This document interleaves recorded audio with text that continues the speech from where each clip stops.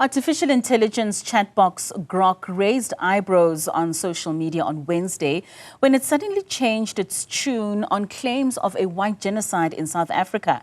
In one incident, the chatbot replied to a question about baseball salaries with a response on the political situation in the country. Worldwide Worx CEO Arthur Goldstuck joins us now for more. Arthur, thank you so much for your time and for joining us this evening. Now, some of the responses that the system has given is quite alarming. I mean, when asked on enterprise software or people posing questions on salaries, it abruptly changes topics and speaks about the South African claims of genocide and evidence is conflicting, and that courts and analysts deny a white genocide, but some groups insist that is real. What does this tell us about the digital era that we are currently living in, specifically when it comes to the manipulation of misinformation?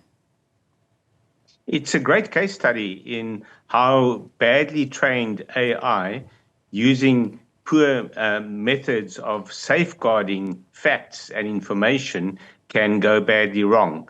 What happens on Grok, though, is that it's owned by Elon Musk. When Elon Musk posts something, it's given added weight. And when his followers repost that and engage in the same misinformation that he might spread, then Grok perceives that as being the dominant discourse, you could say. In other words, because most of the content on which it is being trained on the X or Twitter platform goes in an extremist direction, Grok itself will also then tend towards being extremist. What's most unusual, though, is that it's engaging in this kind of conversation when that's not the subject that's being discussed at that point. But Grok seems to be involved in trying to engage in the most popular topics of the day. And when supposed a white genocide or any misinformation of that nature is being discussed and gets amplified and gets massive conversational value on X, then Grok perceives that as something it should also engage in conversation about. So would it be correct to believe that this has been manipulated? It's not directly manipulated necessarily, but it's certainly been allowed to be misguided by the kind of platform that X is, and the fact that there is very little ethical oversight on content being posted on X. And one of the big battles in the world of AI globally, across all the big chatbots or large language models, is the need for an ethical layer or ethical oversight, and that is absent at Grok. And of course, I mean, artificial intelligence is exactly that. It's artificial. It's what you put into it. So what potential impacts could such claims have on social cohesion and safety and on diplomatic relations in countries? I mean, X has over 1 billion users globally.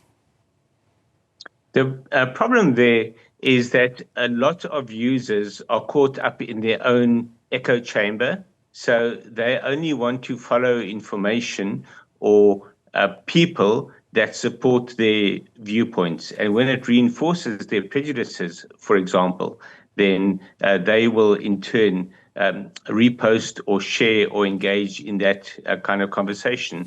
And the more people get caught in that echo chamber, the more they believe in the misinformation, the more likely they are to act on it as well. So the potential for fomenting violence is incredibly high. But this is more likely to damage Grok itself than it is to advance this particular extremist cause. And isn't it ironic, because, I mean, the conversation is simply that South Africa is inciting violence in the chants that we sing, in some of the words that we say. But if such information is spread globally in the way that it is, that exactly then does what they're looking for it not to happen, incite violence. Precisely. That's exactly what an echo chamber does, where people get caught up in their own myths and misinformation, and then it becomes a self-fulfilling prophecy where the threat or the belief in violence leads to actual violence. Then what strategies do you think would be effective in countering such misinformation and hate speech related specifically to white genocide? What I would recommend to any individual using AI tools like this is never rely on only one, and especially when an AI tool starts engaging in this kind of behavior where it's giving information that hasn't been asked for, you have to question it. So there's a massive responsibility on individuals, unfortunately, who don't often take responsibility, to engage in critical thinking, to think about what they're seeing. Go to another AI, go to ChatGPT or Google Gemini, or Microsoft Copilot, and ask it the same question, or tell it that this is what you were told by Grok. What does it think of this? And it will give you a decent response. But the interesting thing with Grok is that it does sometimes then also counter the claims that are being made by its owner. There are actually examples of Grok giving people responses when they ask about this information to say that its owner, Elon Musk, is wrong. He's spreading misinformation, and here is the evidence for it. Because it's not only trained on Twitter content or X content, it's also trained on content that's out there on the internet. And the predominant comment and content on the internet on this topic will point to the evidence that it's a fake claim that has been debunked. And the result of that is that Grok teaches itself eventually how it has gone wrong and how it's been responsible for misinformation itself. Right. And I mean, you speak of there being a lack of ethical oversight across many social media platforms. What responsibilities do you think that social media platforms have in terms of monitoring and moderating content, especially that which promotes hate or misinformation? It's a massive responsibility, and we've seen most of the AI platforms take responsibility and state their policies and the actions they've taken to create what they call guardrails. And you have to have those ethical guardrails in place. And the one exception is, of course, Grok, where when Elon Musk took over at Twitter and turned it into X, he removed many of the layers of oversight. He moved a lot of the efforts that had been made by the previous owners of Twitter to curtail hate speech. It now runs rampant on his platform. And the result is that there's far less trust in Grok than there is in any of the other AI platforms. And that could be its downfall in the end. So the AI platforms have a responsibility to, in effect, look after their users, or otherwise the users will eventually go elsewhere because they won't be able to trust the platform.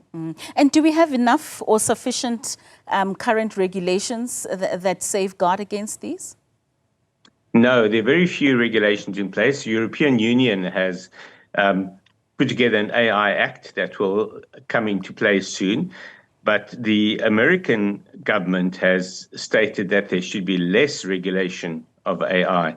And the reason they're stating that is because they don't want to fall behind in the AI race against China. And the result of that, in turn, is that there's a lot of noise being made in Europe about pulling back from some of the efforts to regulate AI. We'll probably find that in South Africa, our regulations, when they eventually do emerge, will look a lot more like the European regulations. But yes, authorities have got a major responsibility to regulate certain aspects of AI. And of course, in the absence of those regulations, it's up to you and I to be able to have our own societal awareness and digital literacy in order to sift through all this artificial intelligence. How do we mitigate such?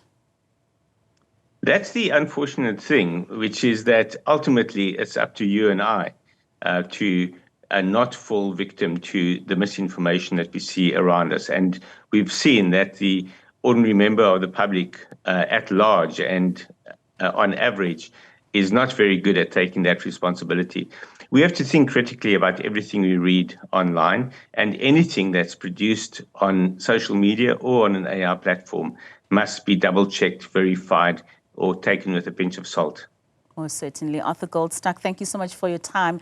It's certainly going to be a very interesting time for us to navigate digitally, and it's the responsibility, like you say, of you and I, to see what information not only are we consuming, but what we are also putting out there. Thank you so much for your time and joining us this evening. That's the CEO of Worldwide Worx speaking to us about what seems to be a manipulation by the Grok AI system that is owned by Elon Musk.